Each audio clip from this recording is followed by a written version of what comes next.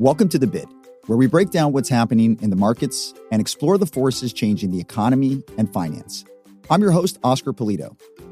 From our episode last year on emergency savings, we discovered that 37% of all Americans can't afford an unexpected expense of $400. And for Black families, that number is 72%. So how can these statistics be overcome to allow communities to save for the future and build wealth? Talking about buying a home, that's great, but a lot of people are just trying to buy a car. These are all these things that can generate wealth for your family, but nobody had decoded it or at least explained it in a way that felt transferable to a community. I'm pleased to welcome Troy Millings and Rashad Bilal, founders of Earn Your Leisure, or EYL. Founded in 2018, EYL has grown into a multimedia business platform, an online educational platform focused on business, finance, and entrepreneurship, and also a successful podcast.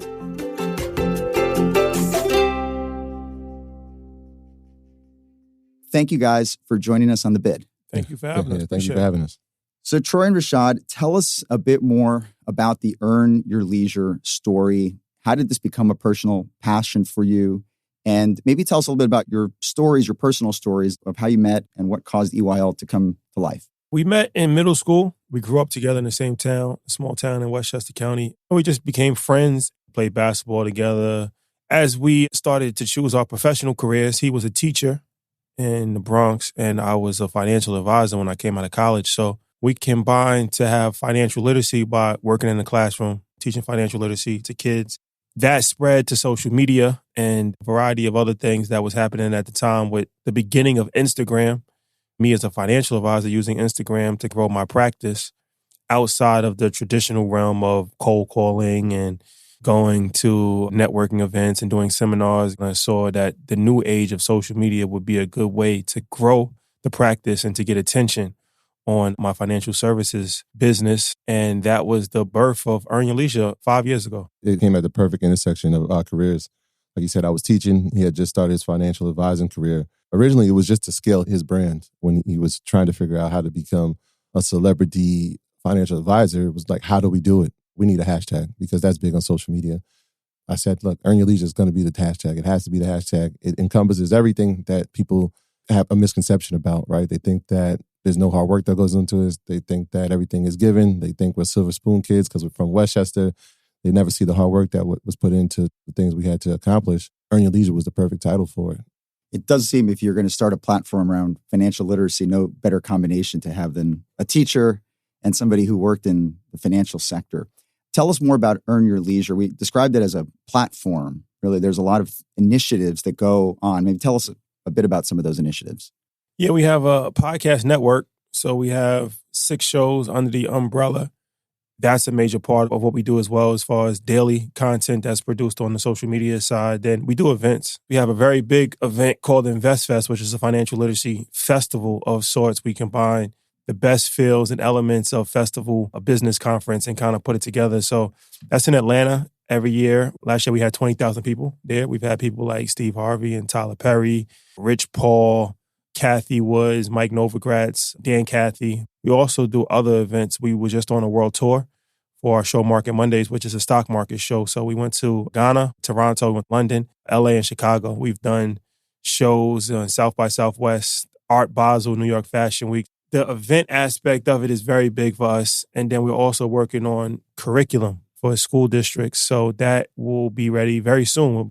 The idea is to have a new age curriculum as far as what has been taught traditionally in school is the same thing over the last century, and very few things have changed. A lot of school districts still don't have financial literacy as something that's mandatory or even optional. We were in school, financial literacy wasn't taught, and our school still doesn't have financial literacy to this day. So we want to teach financial literacy to young people because we feel like if you can educate a kid, they have a much better chance at success than an adult. So those are just a few things that we have under the umbrella that we're currently working on. The backstory is that this really started with an iPhone and an idea in my dining room. And we were just creating a mission on trying to liberate people from financial trauma, trying to educate them on financial prowess, really. It spawned into this. And so every time we look, what is needed in our community? How can we help? How can we help? It's been an amazing journey. I've also forgot we have a subscription-based model as well called EYL University. So that's more of a hands-on learning. We have around 8,000 members in that. Everybody's welcome. Anybody can receive the education, but some people need more of a hands-on learning experience. So we have a private school model with EYL University. The original show was just me and him doing case studies and giving background information on different financial topics and different business topics and culture as well. And then early on, we had an episode where a restaurateur broke down his entire business model. And we were sitting back like, oh, this is the new format. And when people heard the episode, they wanted more information. And so now there's an opportunity to have a private education piece where now you could actually talk to the person who was on the episode. Stock market was the same thing. When during the pandemic, we saw the market crash. People were trying to figure out, how can I make money, especially since I'm sitting at home with the pandemic. We couldn't go anywhere. We had been preparing the entire time to educate, but the pandemic expedited everything because now everybody was locked in. How do I have multiple streams of income? And we had all these episodes with professionals who had been given the details of how they created their businesses. So the timing was perfect. It's interesting. I think about like school back in the day was thick textbooks with a lot of information. And if that was the way you were teaching folks these days, I think they'd turn away pretty quick. But nowadays, you have a lot of different ways to convey that information, social media, subscription, events, and that maybe brings people closer to a topic that can feel intimidating. So on this podcast, on The Bid, we've talked with BlackRock colleagues about things like employee-sponsored retirement plans or 401ks. We've talked about emergency savings, and we've talked about these things as a way for people to chart a path to more financial security. What does the Earn Your Leisure curriculum teach people about building and growing wealth? I think it teaches a variety of different things. It really just depends on where you're at. So you can pick it up as you go or what's important to you.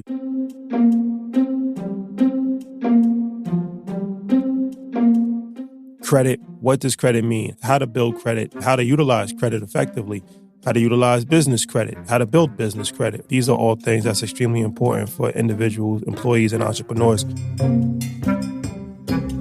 Of course, real estate is a major part of what we have taught since the beginning of the foundation of Earn Your Leisure.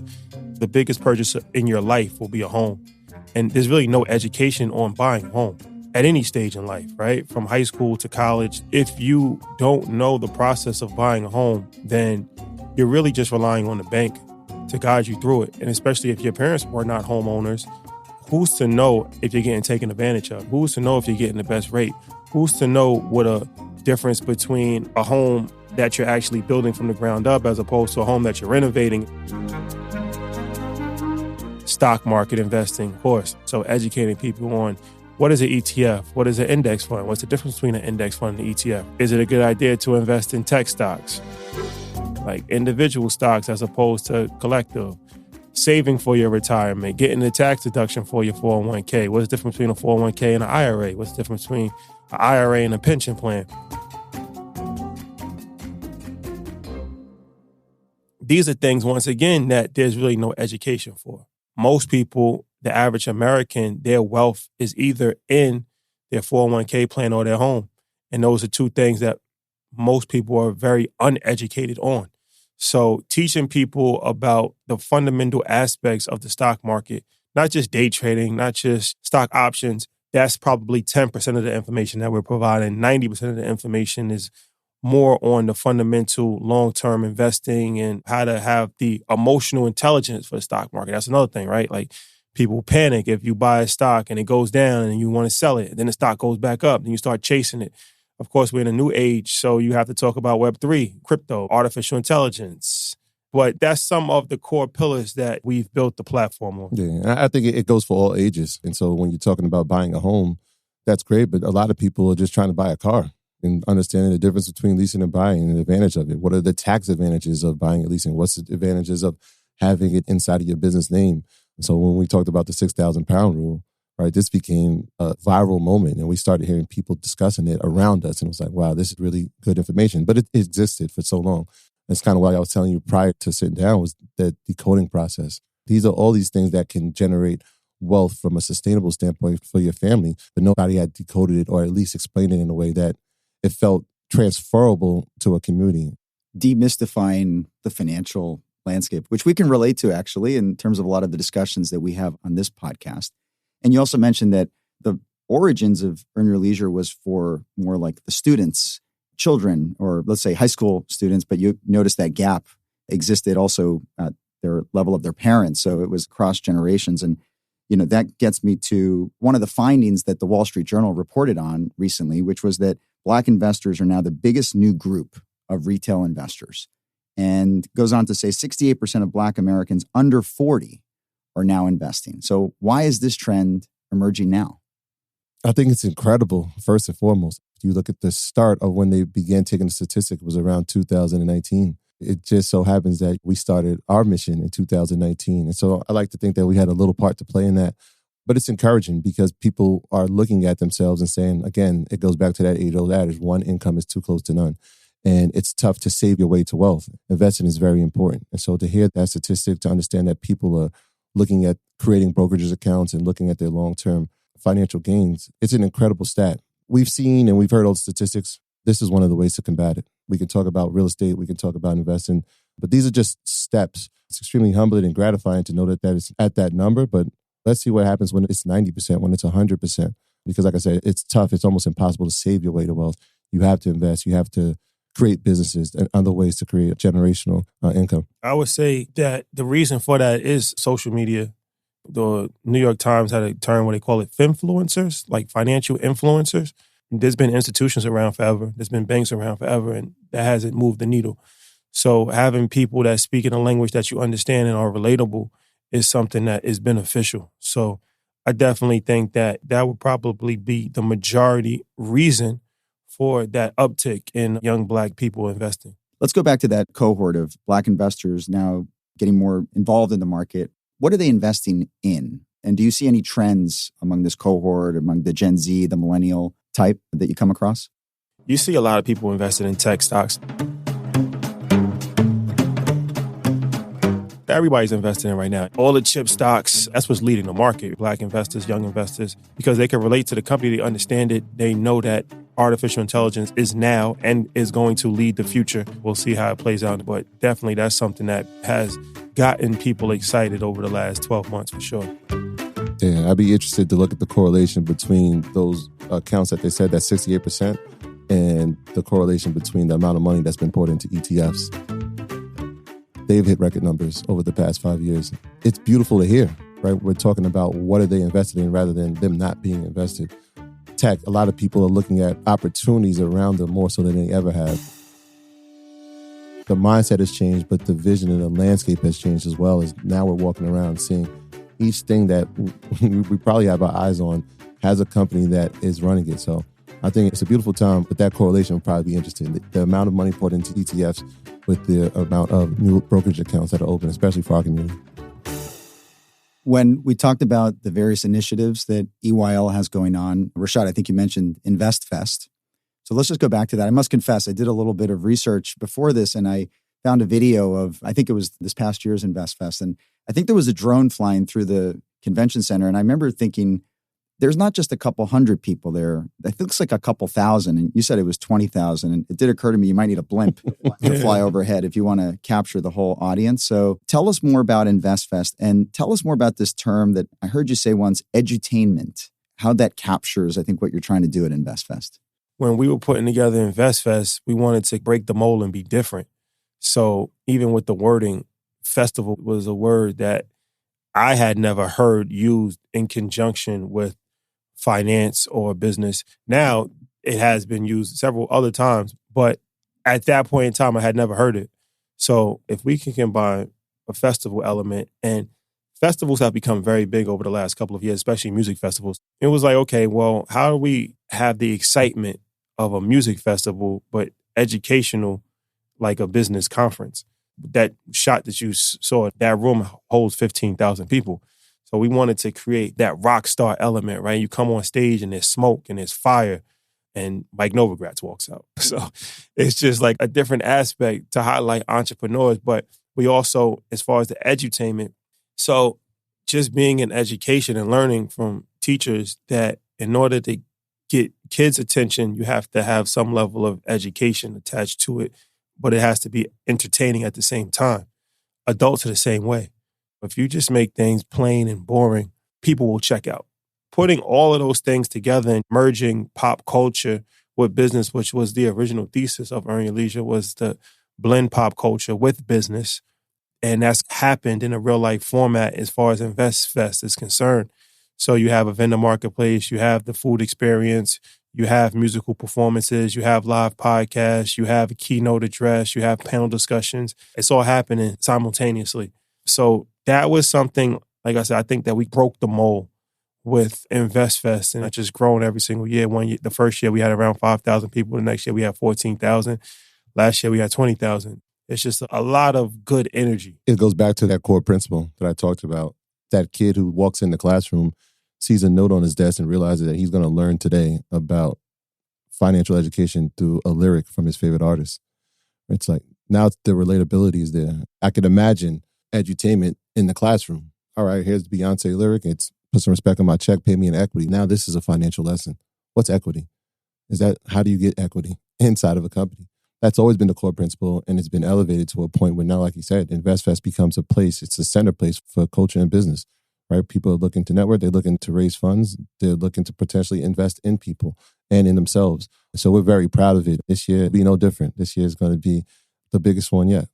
I can think of a few classes I've taken over the years where I could have used some of this entertainment aspect to liven it up. But you guys have thought about the experience for the person attending as much as the curriculum and the information itself, and making sure that both are important to keep the engagement level high. Look, it's clear that both of you have had a massive impact on investors over the last few years. And talk to us a little bit about what's been the key to success and the popularity of Earn Your Leisure, and where do you see this going from here? The key to success has definitely been the relatability, has been the democratization of financial literacy in business. That's probably the number one thing. Yeah, and like you said, we're super excited about the curriculum. We're going to start here in New York, but this is not just an issue that is synonymous with just New York. This is something that we see it could be an elective in high schools throughout the entire country. And we also see it is not something that is synonymous with America. Like you said, we travel a lot and we do it very intentionally, whether we're in Davos, Switzerland, or we're in Ghana, or we're in London. The message is the same. People are looking for someone to democratize the theory of what finance should be and how it can be relatable to them. And so global domination is something that we see, right? This message we want to spread throughout the world, because we took it from that watching sports, right? I always give the analogy, the Rumble in the Jungle was bigger than a boxing match. The Thrilla in Manila was bigger than a boxing match. It wasn't to say I'm the U.S. champion. It was to say, like, I'm the champion of the world. We're taking that same approach when it comes to finance. We want to be the champions of this message, but not in a way where it's incompetent saying we're going to send our message. No, we want to take what's being done in all these other countries and see how we can incorporate it, how we can build bridges, and how we can work together to champion it for everyone. Because like I said, it's a mission that's worthwhile and is definitely needed. Troy and Rashad, on your path to global domination or taking your message around the world, we appreciate you stopping in here and joining us on the BID podcast. We appreciate you having us. Thank you. Thank you for having us. Thank you for listening to this episode of The BID. If you've enjoyed this episode, check out the episode on emergency savings from September last year, featuring Claire Chamberlain, where we dig into factors that are exacerbating this problem and solutions to overcome them. Subscribe to The BID wherever you get your podcasts. This content is for informational purposes only and is not an offer or a solicitation. Reliance upon information in this material is at the sole discretion of the listener. In the UK and non-European Economic Area countries, this is authorised and regulated by the Financial Conduct Authority. In the European Economic Area, this is authorised and regulated by the Netherlands Authority for the Financial Markets. For full disclosures, go to blackrock.com/corporate/compliance/bid-disclosures.